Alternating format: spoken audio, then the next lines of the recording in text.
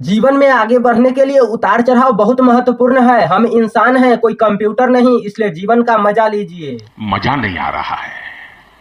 इसे हमेशा गंभीर मत बनाइए। ऐसी कई चीज है जो अगर मुझे दोबारा जीने का मौका मिले तो शायद मैं अलग ढंग से करूंगा।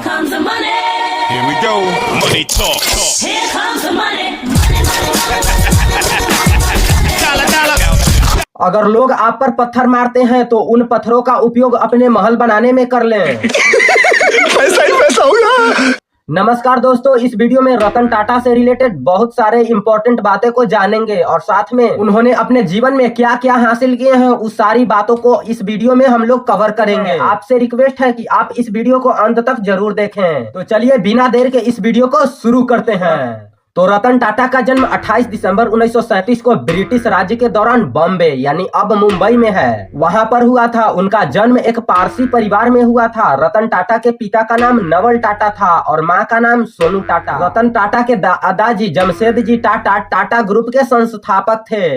रतन टाटा का निधन 9 अक्टूबर 1924 को मुंबई के ब्रिज कैंडी अस्पताल में हुआ था। रतन टाटा का 86 वर्ष की उम्र में निधन हो गया। रतन टाटा पारसी समुदाय से थे। भारत में पारसी समुदाय अल्पसंख्यक है। आम लोगों को आज भी इस धर्म से जुड़ी मान्यताओं, नीति, नियम की जानकारी बहुत कम है। अब रतन टाटा के कुछ महत्वपूर्ण बातें को जान लेते हैं। तो रतन टाटा भारतीय उद्योग जगत में एक प्रमुख और सम्मानित व्यवसायी हैं। वे टाटा ग्रुप के पूर्व अध्यक्ष हैं, जो भारत का सबसे बड़ा और प्रतिष्ठित व्यापार समूह है। रतन टाटा का जीवन सादगी और उदारता का प्रतीक है। उन्होंने भारतीय उद्योग में अपने योगदान से देश को एक नई दिशा देने का काम किया है। अब हम लोग जान लेते हैं रतन टाटा के प्रारंभिक जीवन और शिक्षा के बारे में कुछ बातें। रतन टाटा का जन्म मुंबई में हुआ था। उनका पालन पोषण उनकी दादी नवजबाई टाटा ने की थी। उन्होंने प्रारंभिक शिक्षा कैथेड्रल और जॉन कॉनन स्कूल मुंबई से प्राप्त किए थे और बाद में अमेरिका के कॉर्नेल यूनिवर्सिटी से आर्किटेक्चर और स्ट्रक्चरल इंजीनियरिंग में डिग्री हासिल की। 1975 में उन्हें Harvard business school and advanced management program भी किए। अब हम लोग जान लेते हैं रतन टाटा के कैरियर की शुरुआत कैसे हुई।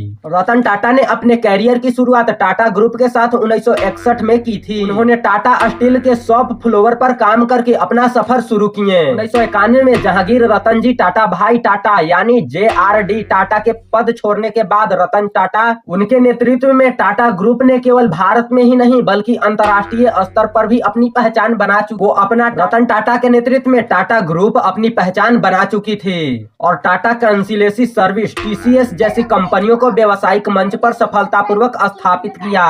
उनके कार्यालय के दौरान टाटा ग्रुप ने कई महत्वपूर्ण अधिग्रह किए, जिनमें Jaguar Land Rover, Corus steel का अधिग्रहण शामिल है। उनकी दूरदृष्टि और व्यावसायिक कुशलता के कारण टाटा ग्रुप को वैश्विक बाजार में भी सफलता हासिल मिली। टाटा नैनो जैसी कार रतन टाटा ने ही लाए हैं। कम पैसे वाले व्यक्तियों के लिए टाटा नैनो काफी अहम कार। टाटा नैनो कार जब मार्केट में आई तो उसकी सामाजिक योगदान बहुत सारे मिले।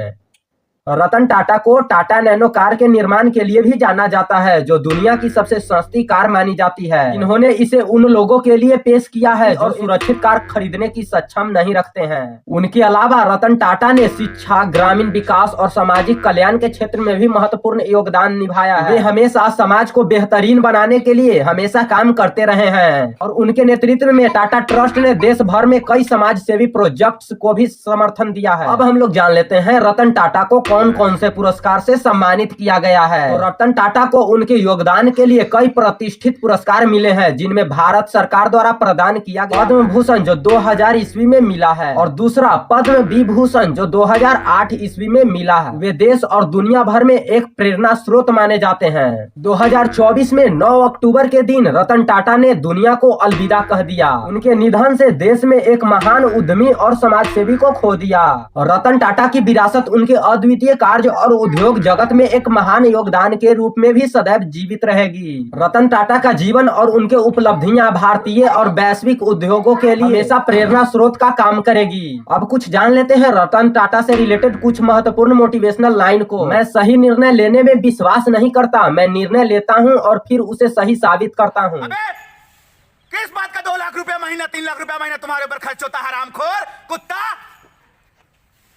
तुम्हारे सीने में गोली मारूंगा, घबराओ मत। जिस दिन मैं उड़ान भरने से डर जाऊंगा वह दिन होगा जब मैं अपनी महत्वाकांक्षा को खो दूंगा। जा पूछ क्या। अगर आप तेज चलना चाहते हैं तो अकेले चलिए, लेकिन अगर आप दूर तक जाना चाहते हैं तो साथ मिलकर चलिए। अरे बेटे, तुझे थकान नहीं लग रही क्या? हमारे पीछे जो कुछ भी हुआ हम उसे बदल नहीं सकते, पर भविष्य को बदलने का हमारे पास पूरा मौका है। कोई शक नहीं, मेरी चेक नहीं, बीबा जट दिया चले सरदारी, लगे चेक नहीं, बड़े चेक नहीं, उत्ते वाली नाल लाई बैठा यारी, ये कोई शक नहीं, मेरी चेक नहीं, बीबा जट दिया चले सरदारी, लगे चेक नहीं। कोई भी जीवन बिना चुनौती के पूरा नहीं होता है। रतन टाटा ने इस दुनिया को जो भी कुछ दिए हैं, कितना भी बोलूं वो कम पड़ेगा। इस वीडियो को यहीं समाप्त करते हैं। वीडियो पसंद आया है तो प्लीज वीडियो को लाइक कर दें और साथ में चैनल को सब्सक्राइब कर लें। फिर मिलते हैं दूसरे नॉलेजेबल वीडियो के साथ। जय हिंद, जय भारत।